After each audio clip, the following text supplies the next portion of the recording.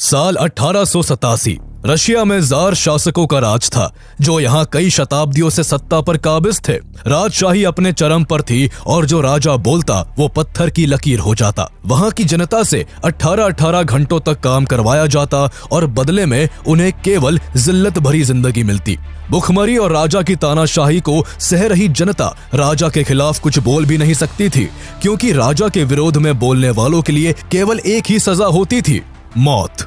उसी समय रशिया के सिम्बर्स्क में व्लादिमीर इलियच उलियानोव नाम का एक लड़का बड़ा हो रहा था, जो अपने पिता की मौत के बाद अपनी जिंदगी को संवारने का प्रयास कर ही रहा था कि फिर से एक ऐसी घटना घटी जिसने उसकी जिंदगी में भूचाल ला दिया। उसके बड़े भाई को किंग के असैसिनेशन की प्लानिंग के जुर्म में सरेआम फांसी दे दी गई। इस घटना ने व्लादिमीर की जिंदगी को पूरी तरह से बदल कर रख दिया। हर क्षेत्र में टॉप करने वाला ये लड़का अब सिर्फ अपने बड़े भाई के अधूरे काम को अंजाम देना चाहता था। उन्होंने अब क्रांति का चोला ओढ़ लिया था। उन्हें समझ आ गया था कि क्रांति ही उनके देश को इस बुरे हाल से बाहर निकाल सकती है। इसके बाद उन्होंने खुद को क्रांतिकारी किताबों में डुबो लिया। वो लगातार कई सालों तक दुनिया के अलग अलग देशों में दिग्गज रेवोल्यूशनरी से मुलाकात कर क्रांति को आकार देते रहे। उनका सरकार और पुलिस की नजर से बचने का तरीका भी बेहद खास था। वो जहां भी जाते थे अपने नए नाम और पहचान के साथ जाते थे। उन्होंने 150 से ज्यादा बार अपने नाम को बदला था और उन नामों में से ही एक नाम लेनिन था, जो उनकी पहचान बन गया।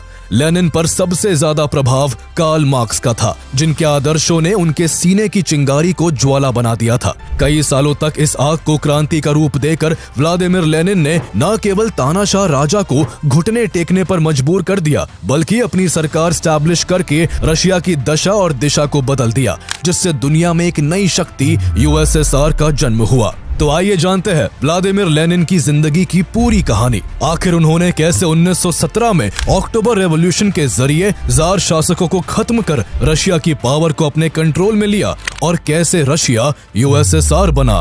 Vladimir Lenin is remembered as the founder of the Soviet Union. His political and economic reflections upon Marxism and communism have become known as Leninism.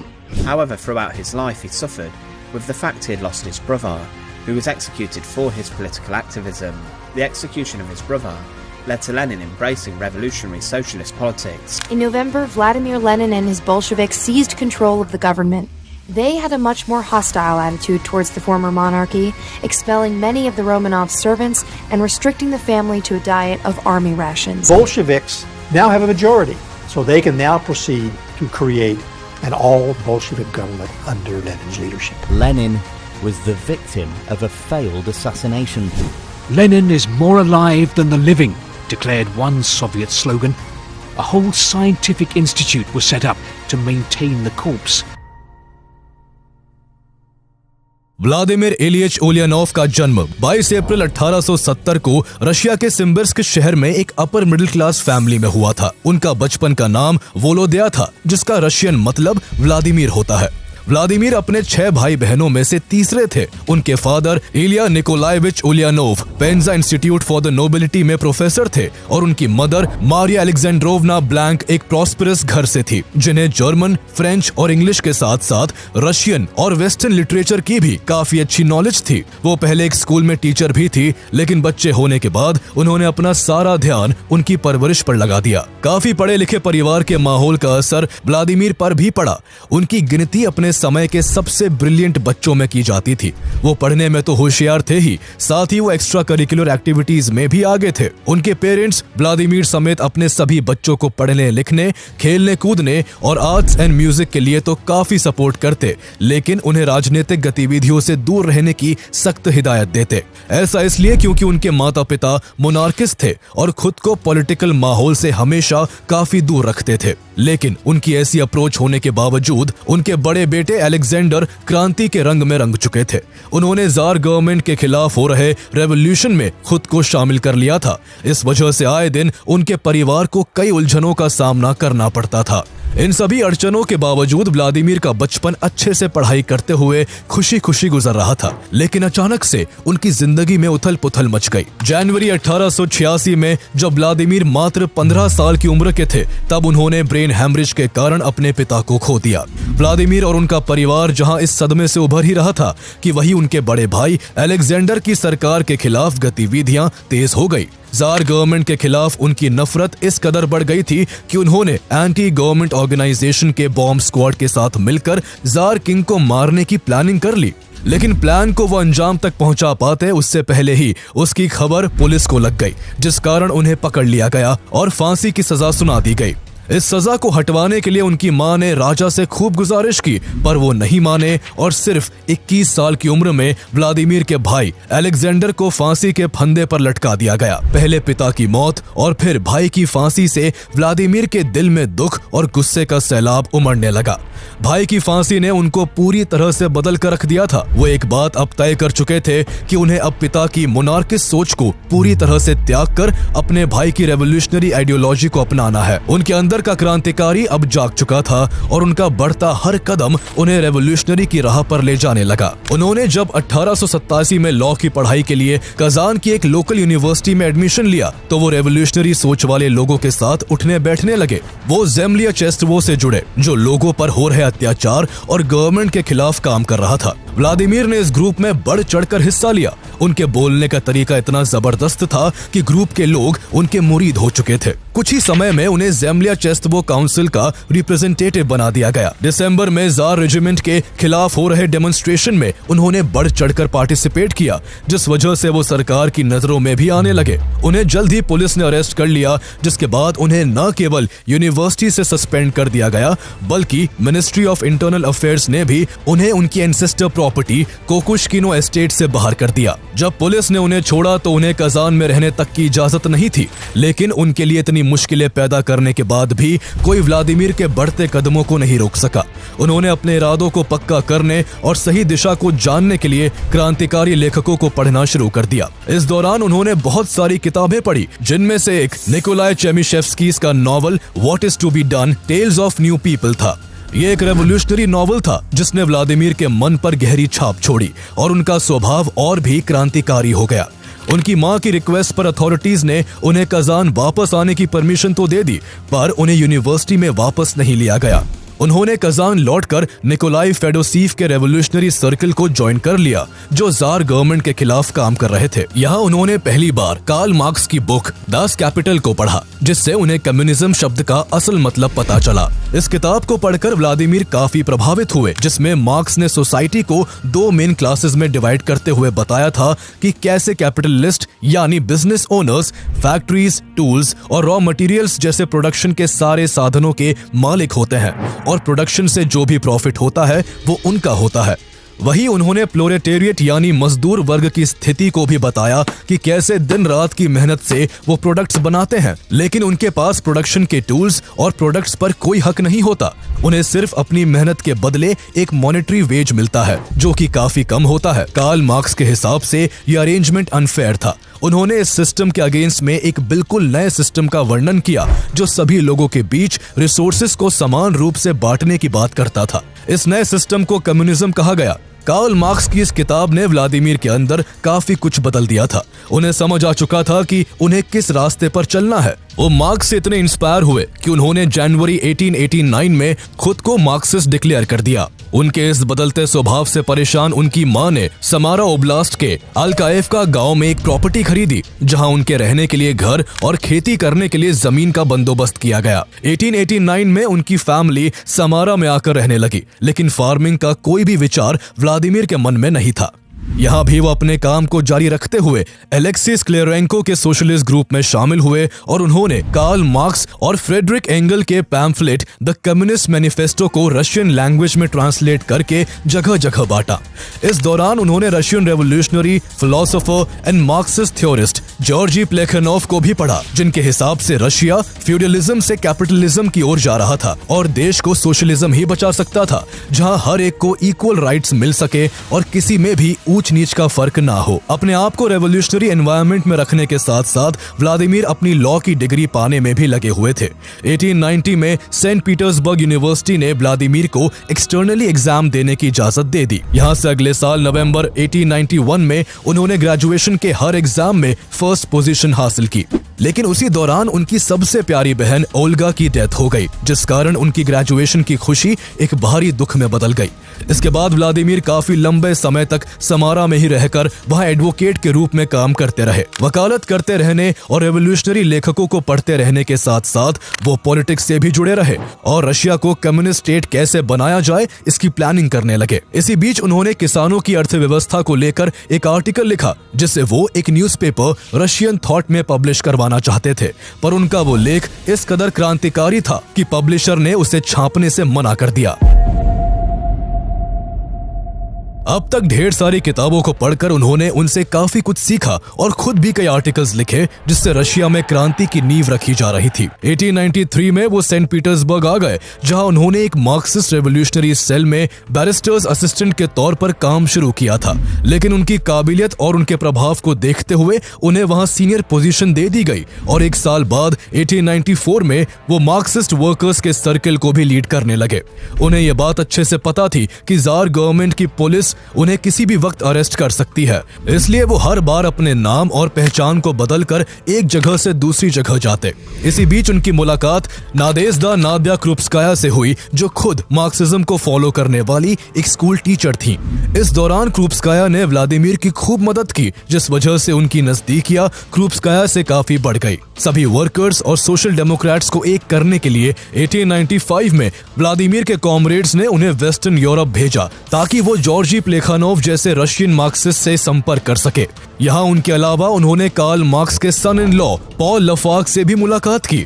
इसके बाद लेनिन ने पेरिस कम्यून ऑफ 1871 पर रिसर्च की और इसे प्रोलेटेरियन गवर्नमेंट के एक prototype के रूप में देखा।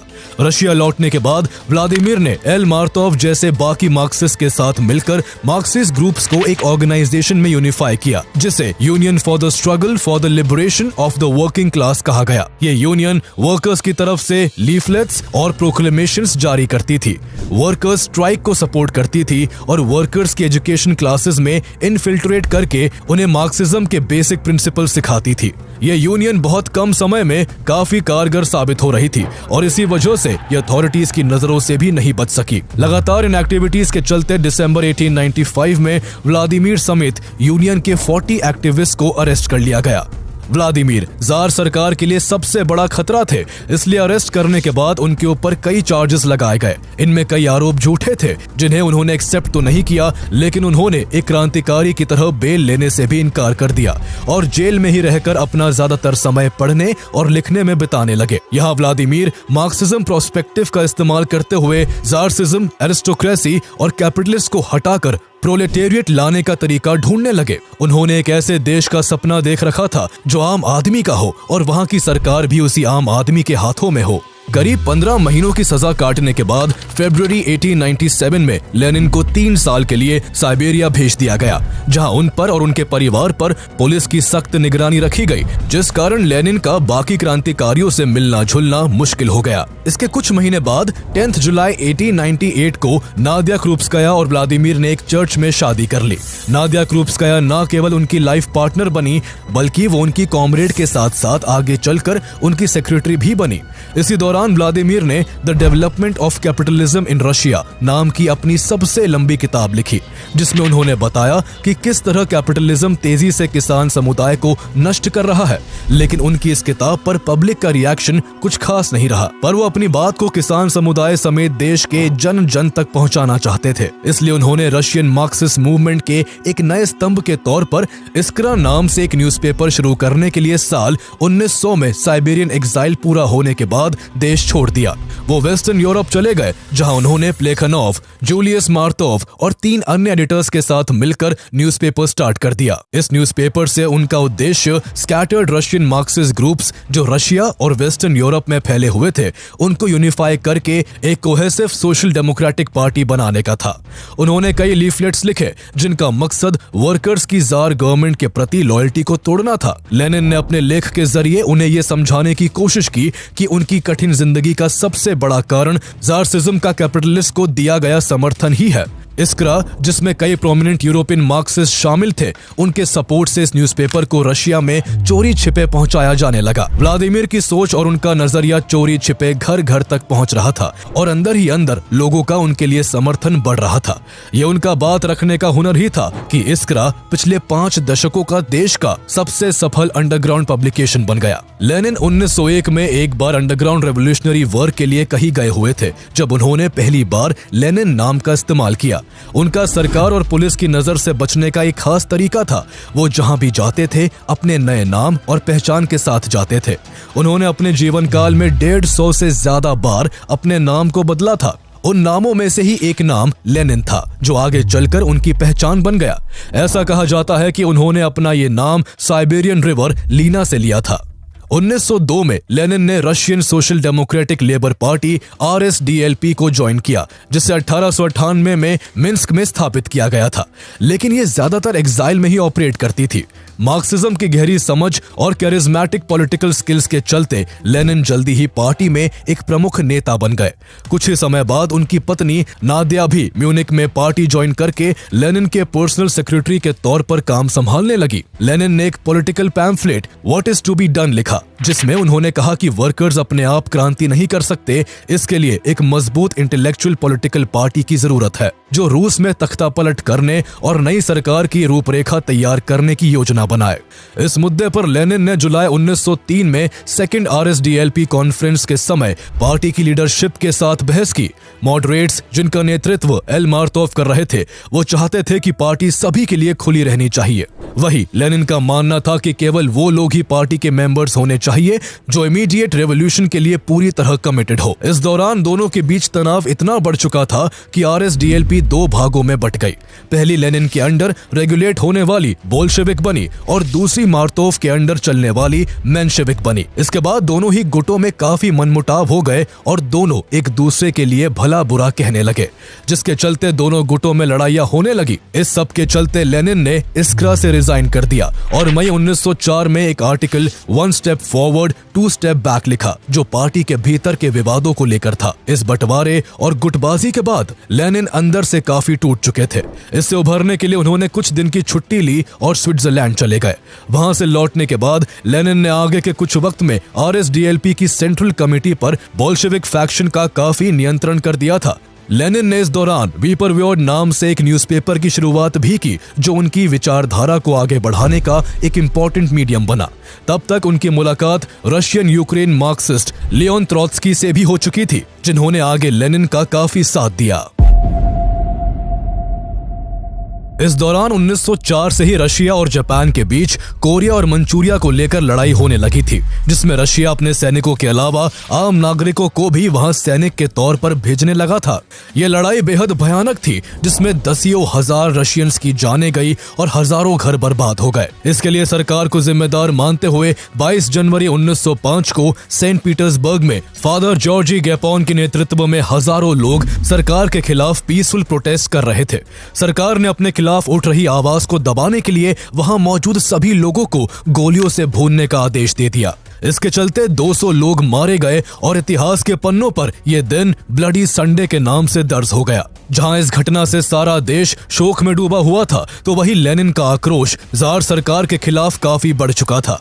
राजा को गद्दी से उतारने के लिए वो खड़े हो गए और इस काम के लिए वो हथियारों का सहारा लेने लगे। उनके इस तरीके का सबसे ज्यादा सपोर्ट जोसेफ स्टालिन ने किया। इसके कुछ ही समय बाद लेनिन ने एक नया पैम्फलेट लोगों के बीच इंट्रोड्यूस किया, जिसमें उन्होंने जार गवर्नमेंट से आजादी दिलाने के पूरे मैनिफेस्टो को डिस्क्राइब किया हुआ था। ब्लडी संडे की घटना के बाद जार निकोलस सेकंड ने भी अपनी ओर से पूरे देश की जनता को लुभाने के लिए एक मैनिफेस्टो जारी किया और कुछ सख्त नियम हटा दिए। अपने अक्टूबर मैनिफेस्टो के तहत जार निकोलस सेकंड ने एक रिप्रेजेंटेटिव असेंबली के तौर पर डूमा को भी स्थापित किया, जिसका किसी भी कानून को लागू करने के लिए अप्रूवल मैंडेटरी कर दिया गया। इस दौरान लेनिन भी अपनी पार्टी में मेंबर्स बढ़ाने के लिए कुछ सीक्रेट मीटिंग्स करने लगे। साथ ही उन्होंने पार्टी को इकोनॉमिकली मजबूत करने के लिए कुछ पावरफुल लोगों से मदद भी ली, लेकिन उतने भर से काम नहीं बन सका। इसके बाद वो एक स्टेप आगे गए और फंड्स की कमी को पूरा करने के लिए उन्होंने स्टालिन का सहारा लेते हुए कई banks, government offices, post offices और रेलवे स्टेशन जैसी जगहों को लुटवाना शुरू कर दिया। इस दौरान पार्टी में वेपन्स बढ़ाने के लिए स्टालिन ने जॉर्जिया में मौजूद द स्टेट बैंक से ढेर सारे हथियार और पैसे लूट लिए। मई 1908 में लेनिन ने लंदन में the British museum reading room का सहारा लिया और मटीरियलिज्म एंड एम्पीरियो क्रिटिसिज्म आर्टिकल के सहारे वर्कर सेक्शन को जार गवर्नमेंट के खिलाफ भड़काने के लिए यूज किया। लेनिन की जिंदगी के आगे के कई साल भी कई उतार चढ़ाव भरे रहे। उन्होंने जगह जगह जाकर अपने काम को आगे बढ़ाया। RSDLP की मीटिंग्स में कभी उनके कुछ पॉइंट्स पर सभी की सहमति होती तो कुछ मुद्दों पर पूरी पार्टी को मनाना लगभग नामुमकिन हो जाता था। इस दौरान उनका साथ देने वाले केवल 2 लोग स्टालिन और ट्रॉट्स्की थे। ऐसे ही कुछ भरोसेमंद साथियों के साथ मिलकर उन्होंने 1912 में देश में बोल्शेविक पार्टी की मजबूत नींव रखी। साल 1914 में जब वर्ल्ड वॉर 1 की शुरुआत हुई तो लेनिन फिर से एग्जाइल पर चले गए और इस बार उन्होंने स्विट्जरलैंड में पनाह ली। लेकिन इस दौरान भी उन्होंने रेवोल्यूशन को लेकर कोई समझौता नहीं किया। सितंबर 1915 में उन्होंने जिमरवॉल्ड कॉन्फ्रेंस और फिर अप्रैल 1916 में किएंथल कॉन्फ्रेंस को अटेंड किया। इन कॉन्फ्रेंसेस में लेनिन ने सभी यूरोपियन सोशलिस्ट से अपील की कि वो इस इंपीरियलिस्ट वॉर को एक पूरे कॉन्टिनेंट में फैलने वाले सिविल वॉर में बदल दे, जिसमें प्रोलेटेरिएट यानी मजदूर वर्ग को बुर्जुआजी और एरिस्टोक्रेसी के खिलाफ खड़ा किया जा सके। इस समय लेनिन अपने आंदोलन के काफी सही स्तर पर थे और उनकी आवाज लाखों लोगों तक पहुंच भी रही थी और लोग उनसे एग्री भी कर रहे थे। लेकिन इसी बीच उन्हें तब बहुत बड़ा झटका लगा जब उनकी मां का देहांत हो गया। मां की मौत ने लेनिन को तोड़कर रख दिया और उन्हें गहरा सदमा लगा। वो धीरे धीरे डिप्रेशन के शिकार हो गए। डिप्रेशन के दौरान उन्हें ये तक लगने लगा था कि अब वो भी ज्यादा दिन तक जी नहीं पाएंगे। उन्हें मौत से ज्यादा चिंता इस बात की थी कि अगर वो नहीं रहे तो जिस देश का सपना उन्होंने देखा था उसे कौन और कैसे पूरा करेगा।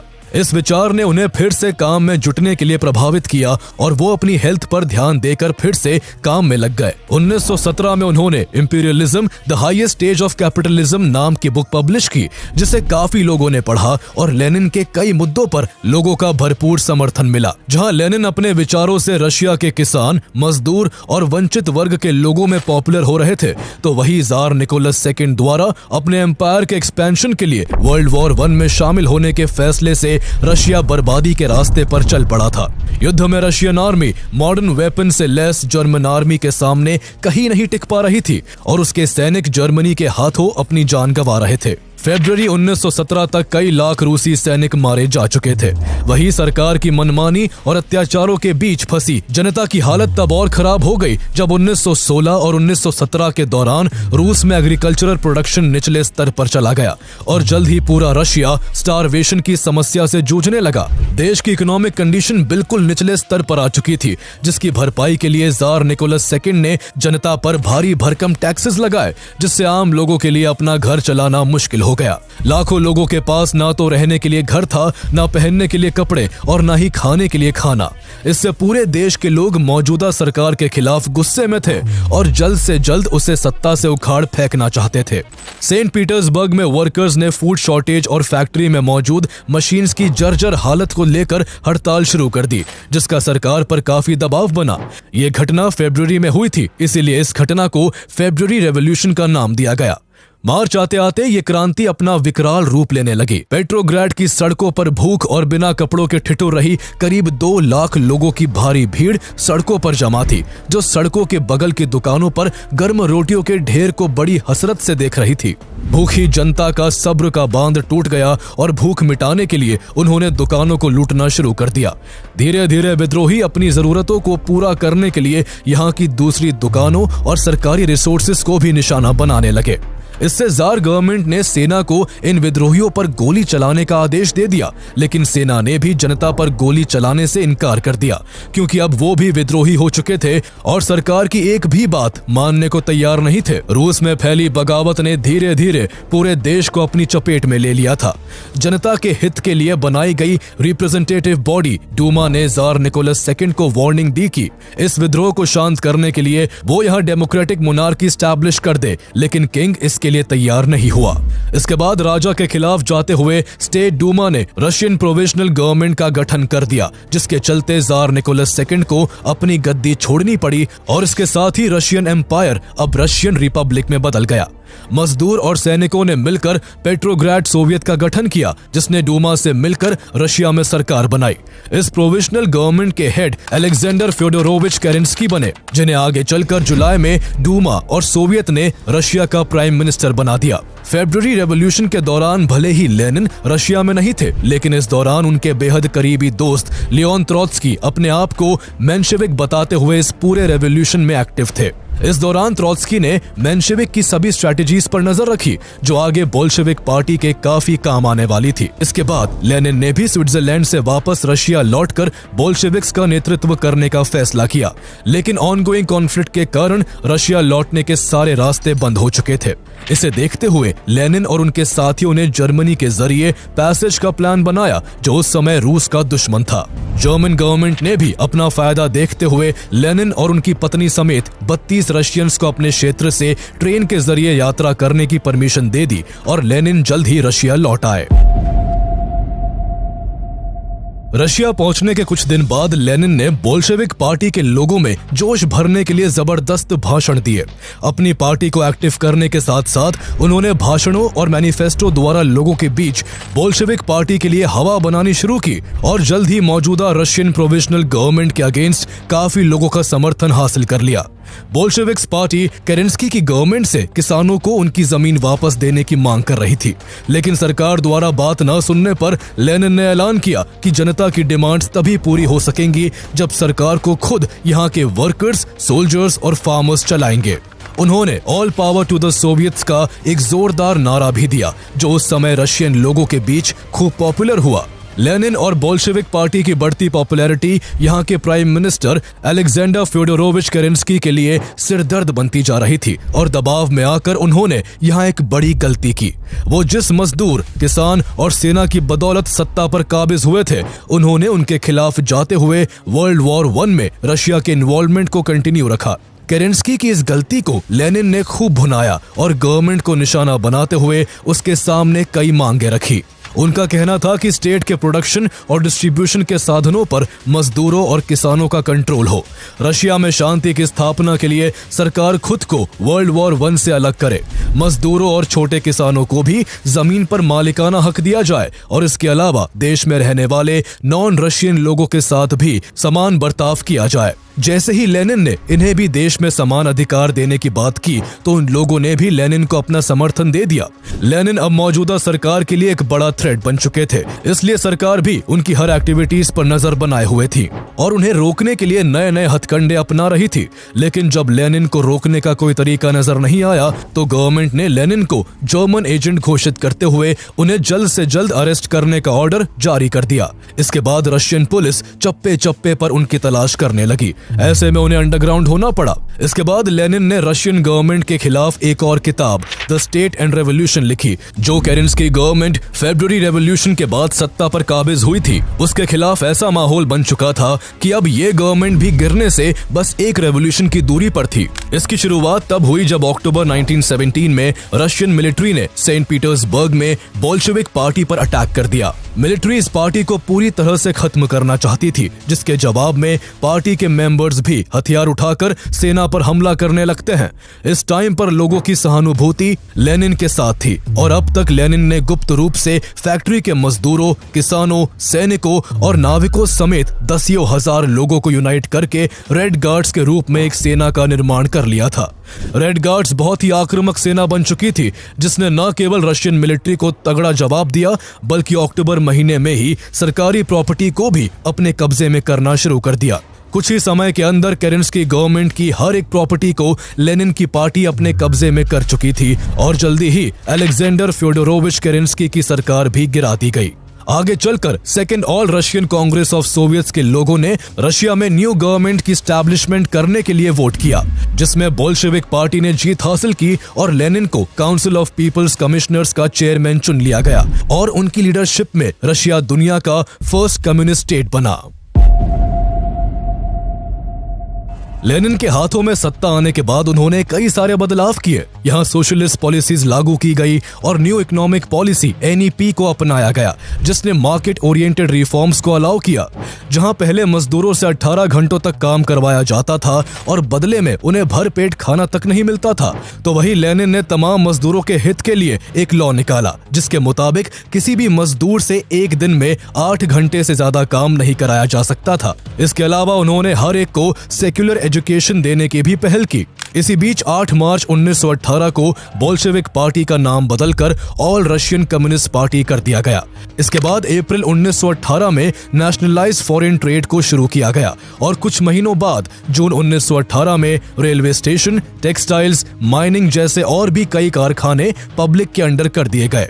हालांकि इन सभी चीजों को पूरे नियम से चलाने के लिए सरकार ही रेगुलेट कर रही थी। सरकार बनाते ही लेनिन ने जर्मनी की मदद को याद रखते हुए उसके साथ ट्रीटी ऑफ ब्रेस्ट-लिटोव्स्क साइन करके वर्ल्ड वॉर 1 से रूस के निकलने की घोषणा कर दी थी। लेनिन के इस फैसले से यूनाइटेड स्टेट्स, यूनाइटेड किंगडम और फ्रांस जैसे देश नाराज थे, क्योंकि उन्हें लग रहा था कि लेनिन ने जंग के बीच रशिया को अलग करके उन्हें धोखा दिया है। वही उन्हें बढ़ता कम्युनिज्म भी कांटे के सामान चुभ रहा था। एलाइड पावर किसी भी कीमत पर दुनिया के किसी भी देश में कम्युनिस्ट गवर्नमेंट का राइज नहीं होने देना चाहते थे। लेनिन के खिलाफ कई बड़े देशों को पोलराइज होते देख रशिया में मेंशेविक, मोनार्किस्ट और कैपिटलिस्ट ने मिलकर व्हाइट आर्मी बना ली, जो लेनिन की रेड आर्मी को टक्कर देने लगी। इसे ब्रिटेन, अमेरिका और जापान ने भी सपोर्ट देते हुए अपनी कई सैन्य टुकड़ियां रशिया भेज दी। इससे रेड आर्मी और व्हाइट आर्मी के बीच लड़ाई बढ़ती ही चली गई और दोनों के कॉन्फ्लिक्ट से रशिया में सिविल वॉर की शुरुआत हो गई।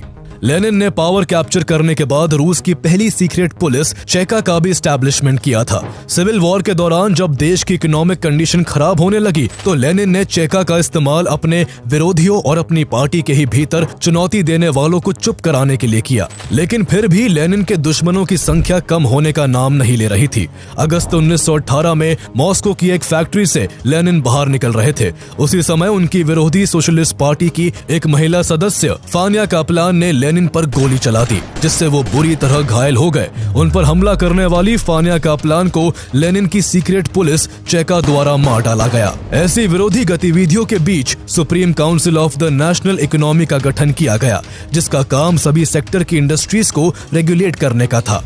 उन्होंने देश के तीनों क्लासेस, एरिस्टोक्रेट, बुर्जुआजी और वर्कर क्लास को एक करने के लिए भी कई इनिशिएटिव्स लिए। लेनिन के काफी सुधारों के बाद भी रशिया में जारी सिविल वॉर रुकने का नाम नहीं ले रहा था।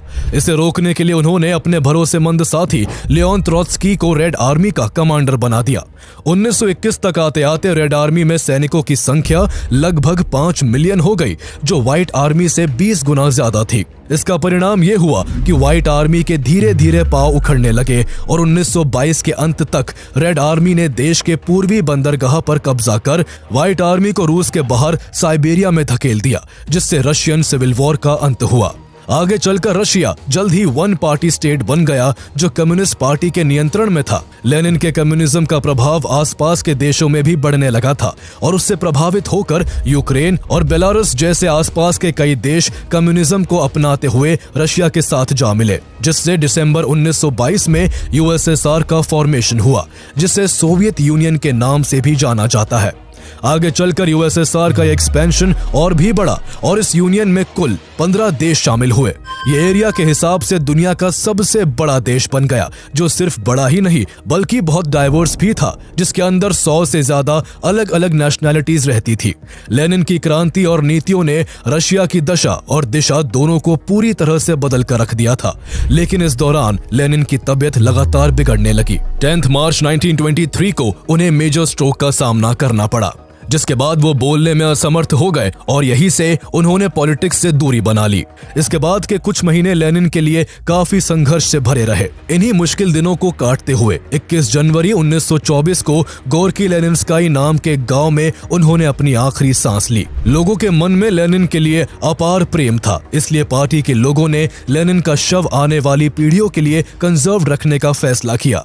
इस फैसले के बाद लेनिन मॉडर्न वर्ल्ड के पहले मम्मी बन गए। आज तक लेनिन के शव का अंतिम संस्कार नहीं किया गया और वो अभी भी वही है जहां 1924 में थे। मात्र 53 साल की जिंदगी में लेनिन ने वो कर दिखाया था जिससे न केवल एक देश पूरी तरह से बदला, बल्कि जिसकी छाप हमेशा हमेशा के लिए पूरी दुनिया पर रह गई। और व्लादिमीर लेनिन इतिहास के पन्नों पर अमर हो गए। लेनिन के बाद गद्दी के लिए 2 दावेदार लियोन ट्रोत्स्की और जोसेफ स्टालिन सामने आए। स्टालिन, जिन्हें उनके हिंसक कारनामों के लिए सारा देश जानता था, उन्होंने ट्रोत्स्की को कूटनीति के सहारे देश से बाहर निकलवा कर गद्दी हासिल कर ली। इसके बाद स्टालिन ने इतिहास के सबसे भयानक तानाशाह के तौर पर काम किया और उनकी वजह से लाखों जाने गई। स्टालिन की पूरी कहानी जानने के लिए आप उन पर हमारा वीडियो देख सकते हैं, जिसका लिंक आपको डिस्क्रिप्शन में मिल जाएगा।